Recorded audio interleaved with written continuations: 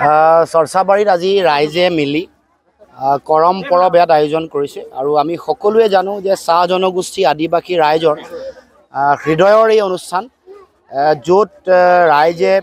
কৰম দেৱতাৰ ওচৰত সকলোৱে প্ৰাৰ্থনা কৰে যাতে ভৱিষ্যতে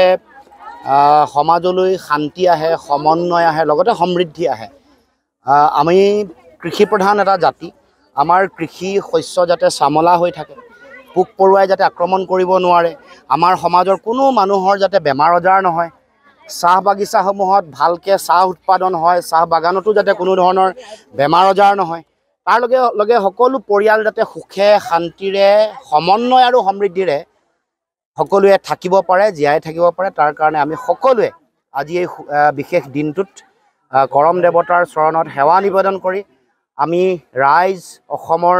প্ৰতিগৰাকী মানুহৰ প্ৰতি যাতে তেখেতে আশীৰ্বাদ দিয়ে, যাতে আমাৰ যিখন সমাজ, এইখন সমাজ সুন্দৰ হৈ উঠে, ফলে ফুলে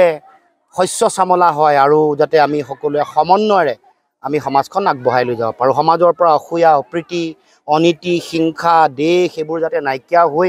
আমি মানৱ প্ৰেমেৰে, মানৱতাৰে সকলোৱে যাতে আমি সমাজখনক সৰ্বাংগ সুন্দৰকৈ গঢ়িব পাৰোঁ। যিকোনো খবৰৰ বাবে যোগাযোগ কৰক 7099017330 লগতে 7099017110 নম্বৰত।